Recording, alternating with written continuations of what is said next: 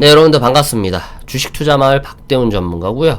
일단 2018년도, 2019년도 때에서도 똑같은 트리거로 인해서 급락이 나왔던 적이 있어요. 지금 현재 날짜 기준으로 나스닥 지수가 2만 PT에서 15,000PT까지 빼고 있는 상황들, 그리고 다우산업 같은 경우에서도 고점인 45,000PT에서 37,000PT까지 빼는 상황들도 여러분들이 봤을 때는 정말 엄청나게 심각한 상황과 또 안타까운 상황들의 연속일 수는 있겠지만, 과거에도 이러한 사례들, 이러한 전력들이 있었다라는 걸 여러분들이 좀 주목을 하셔야 돼요.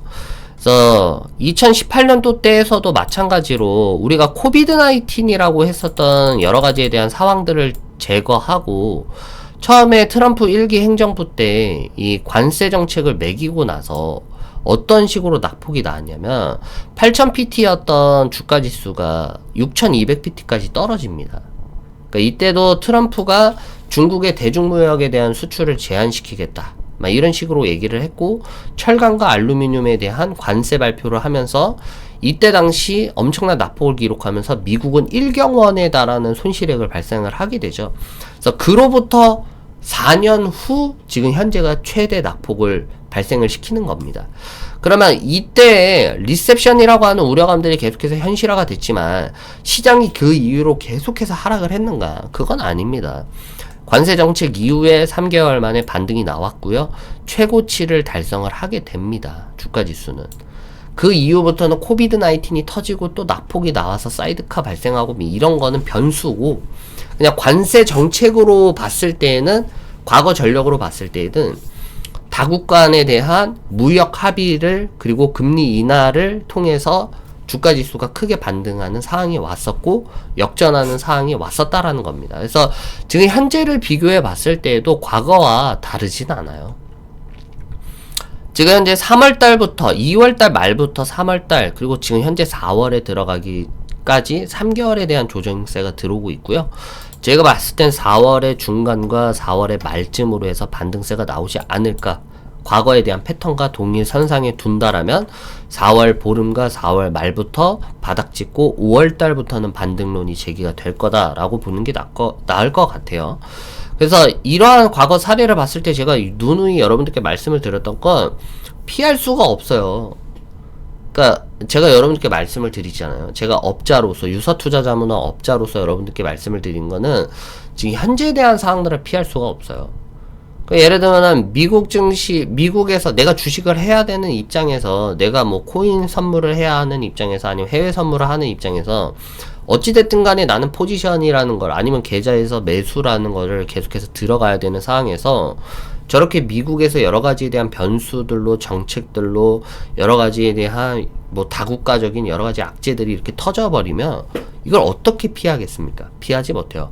그럼 우리가 해야 될 거는, 피하진 못하더라도 미래에 대한 향후 조건 가운데서 어떻게 지금 현재에 대한 계좌를 관리를 할 수가 있는가, 그게 중요한 사항이겠죠. 그럼 제가 여러분들께 말씀을 드리는 건, 지금 현재에 대한 사항은 피할 수 없는 현실이에요. 그러면 투자에 있어서 왕도는 없겠지만 과거 사례를 비교해 봤을 때는, 과거에 대한 미국의 우선주의 정책을 했을 때 3개월에 대한 조정을 걸쳤고, 그리고 4개월 때부터는 무역 합의라든지 금리 인하를 통해서 주가 지수가 반등을 했다 하더라.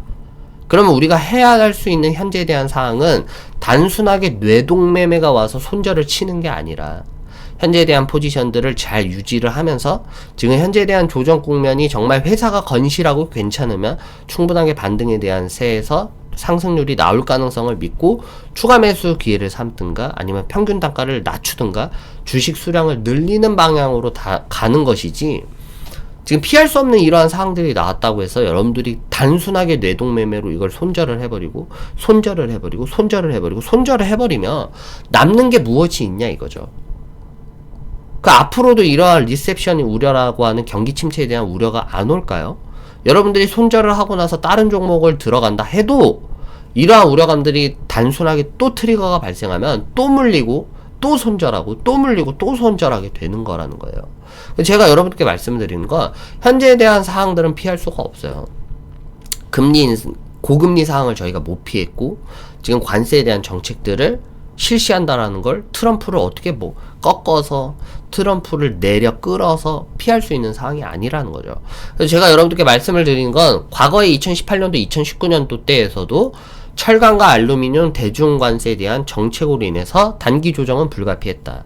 하지만 무역 합의라든지 금리 인하를 통해서 증시는 반등이 나왔다. 이번에도 마찬가지다.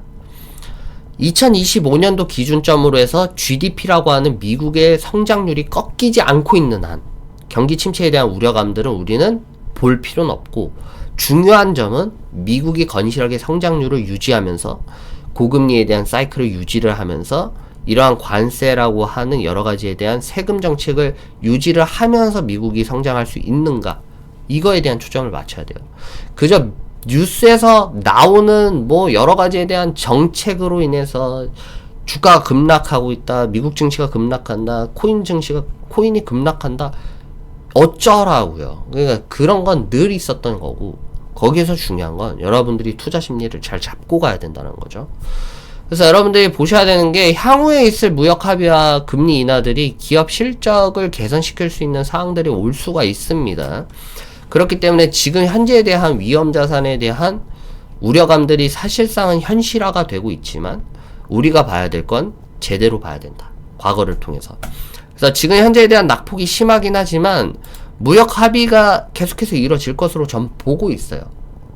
왜냐면은 전 세계적으로 도널드 트럼프가 관세를 매기는 이유가 무엇일까라고 봤을 때에는 무역 합의에 대한 관점으로서 보는 것 같아요. 그러니까 예를 들면 너가 우리 기업, 우리 회사 아니면 우리 나라를 통해서 무언가 해주면 관세는 없다라고 계속해서 이 조건부를 다는 것 보면은 국가 차원에서 계속해서 이 미국과에 대한 계약을 성립하기 위해서 뭔가 계속 액션을 취해야 돼요. 그래서 우리나라 같은 경우에는 지금 정치적인 부분에서 공석이고, 대통령에 대한 공석이 너무 길었고, 또 여러가지 계엄령 사태 이후에 제일 중요한 그 사안 가운데서 우리가 외교적인 부분에서 너무 취약했던 부분이 사실입니다. 그래서 일본같이 지금 현재 발빠르게 미국에게 접촉을 하고 합의를 통해서 관세에 대한 인하를 조금 끌어낼 수 있는, 그리고 앞으로에 대한 다국적 글로벌에 대한 공급망들이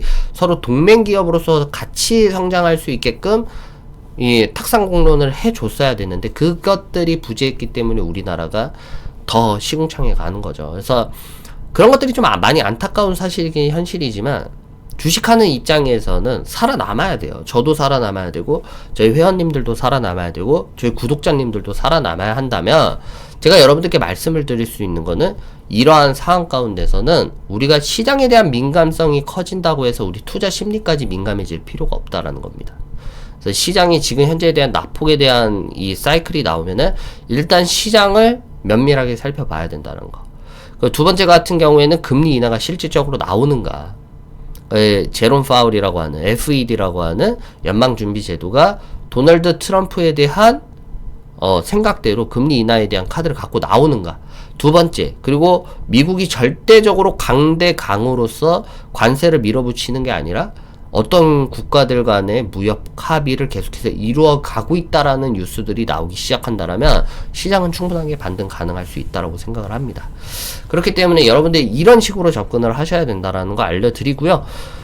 그리고 저희 회사가 지금 빠르게 홈페이지도 리뉴얼을 하고 있고, 또 여러가지 다방면으로서 여러가지 이러한 어려운 상황들을 또 이겨내기 위해서 열심히 하고 있습니다. 그래서 저희 회사가 많은 것들을 이겨냈어요. 10년 동안 그리스 디폴트, 지정학적 리스크는 불과하고요.